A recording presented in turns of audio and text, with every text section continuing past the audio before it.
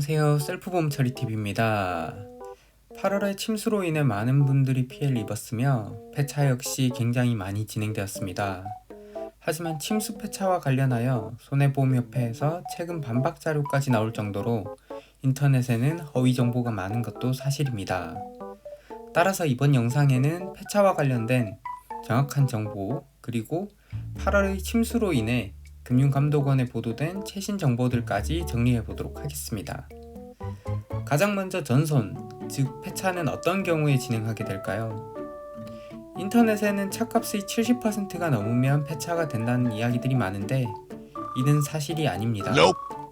폐차의 기준은 수리비가 차값을 초과했을 때 폐차가 가능합니다. 차값의 70%라는 이야기가 나온 것은 수리비가 초과하지 않는 경우에도 보험사에서 수리비 외에 여러가지 비용을 고려했을 때 실익이 없으면 폐차로 진행을 하기 때문에 이러한 부분들이 카더라 통신을 통해 확산되어서 그렇지 약관상 명확한 기준은 차값을 초과했을 때 폐차 진행이 가능합니다. 그렇다면 차값의 기준부터 알아야 하는 부분인데 차값의 기준은 자차와 대물의 경우 각각 다릅니다. 자차는 사고 당시의 차량 가액을 기준으로 보상을 받게 되고 대물의 경우에는 보험사에서 확인된 중고시세를 기준으로 보상을 받게 됩니다.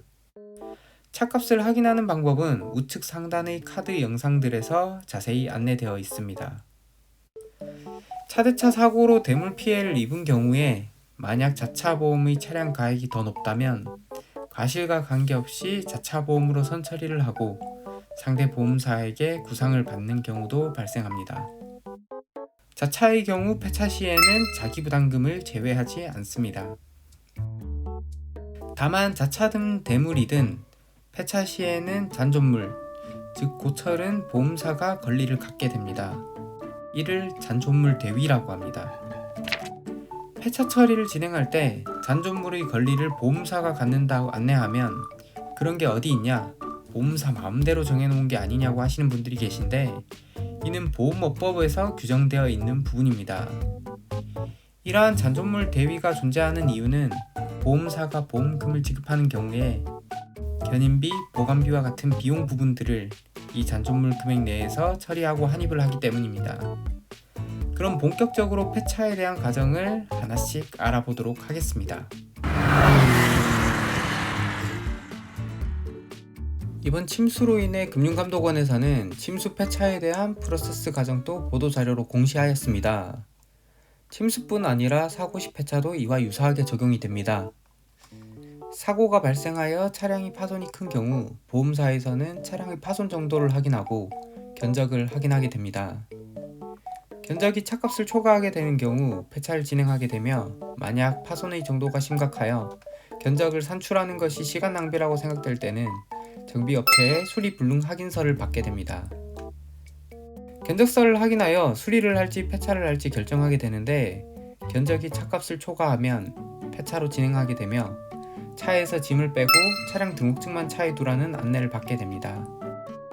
전손을 하기 위해서는 차량 등록증 원본이 있어야 말소가 가능하기 때문에 없을 경우에는 재발급을 받아야 폐차가 가능합니다. 보험사에서는 폐차의 경우 차량의 사진과 정보를 입력하고 잔존물 경매를 진행하여 가장 높은 금액으로 입찰한 업체에게 잔존물을 매각하게 됩니다. 이 부분에 관련하여 보험사가 뒤에서 잔존물을 판매한다 이런 허위 정보가 많은데 보험사는 여러분의 생각보다는 투명하게 운영되고 있습니다. 보험사가 잔존물 입찰을 할 수 있는 업체들은 정해져 있고 보험사에서는 우리에게 매번 알려주지만 99%의 사람들은 확인을 하지 않습니다. 바로 개인정보 활용 동의 메일에 포함되어 있기 때문이죠. 대부분이 개인정보 활용 동의 메일을 자세히 읽지 않습니다만 들어가서 자세히 확인을 해보면 보험사에서 정해진 잔존물 매각 업체들이 명시되어 있으며 이 업체들을 통해서만 잔존물 매각은 진행이 됩니다. 즉 인터넷의 내용처럼 보험사에서 뒷거래를 통해 잔존물을 넘기거나 한다면 이는 감사 대상이며 전산상으로 정상적인 매각 기록이 없으므로 바로 적발이 가능합니다. 잔존물 매각의 종류는 두 가지가 있습니다. 하나는 말소이며 하나는 이전입니다.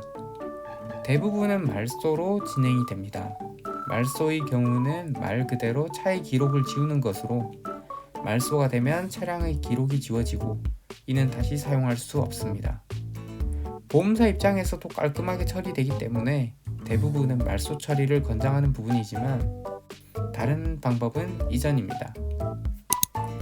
이전은 보험사가 공개 입찰을 통해 입찰한 잔존물 매각 업체로 소유주를 이전시키는 것으로 이러한 차량은 수리와 상품화를 거쳐 다시 시장에 유통되게 됩니다. 이전으로 진행되는 경우는 정식 사업소 등의 견적으로는 폐차 견적이 나왔지만 실질적으로 일반 정비 공장에서는 충분히 수리가 가능하거나 파손이 경미한 경우 말소와 이전의 잔존물 금액 차이가 상당하기 때문에 보험사에서는 이전으로 진행하게 됩니다.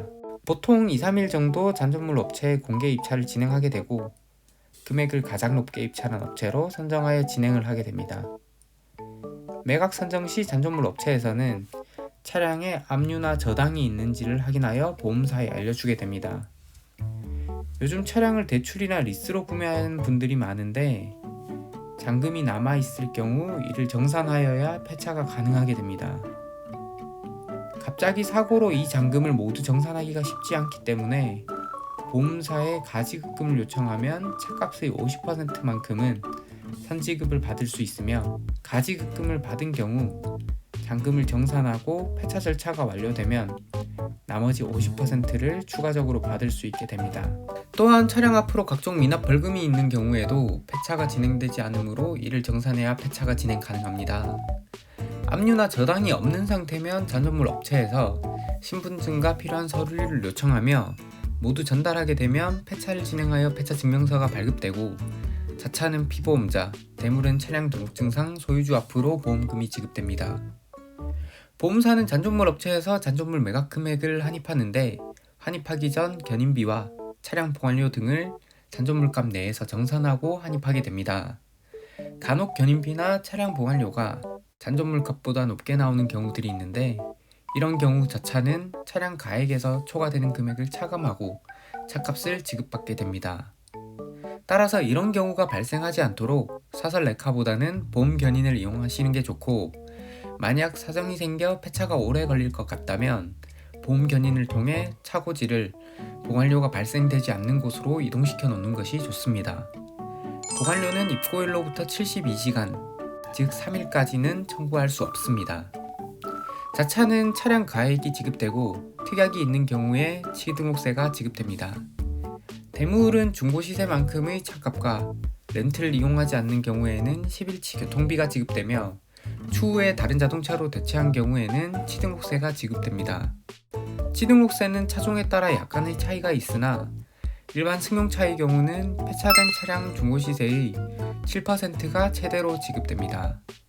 다만 새로 구입한 차량이 기존의 차량보다 저렴한 차량으로 구매 시에는 새로 구입한 차량의 금액을 기준으로 7%가 지급됩니다. 경차와 같이 취등록세가 면제되는 차종들도 있어 그런 경우는 해당이 없습니다. 또한 최근에 침수로 인해 피해를 입고 폐차를 하는 경우들이 많은데 침수로 폐차를 했을 경우에는 폐차 후 전부 손해 증명서를 꼭 발급받으셔야 합니다. 이 전부 손해 증명서가 있는 경우에는 차량을 새로 구매한 경우 취등록세가 감면됩니다.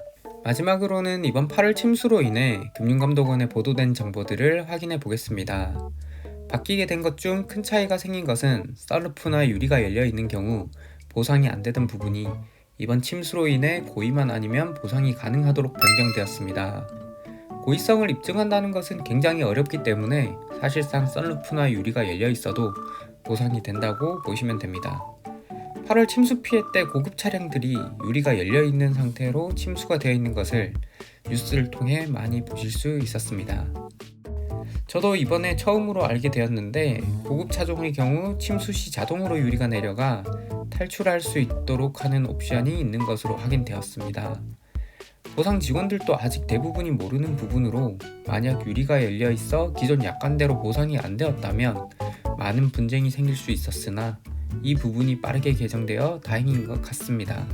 침수 때 보험사가 침수된 차량을 팔아치워 유통한다는 가짜뉴스들이 많은데 침수의 경우에는 위에서 이야기 드린 방법 중 말소만 가능하며 이전이 불가능하도록 2017년에 개정되었습니다.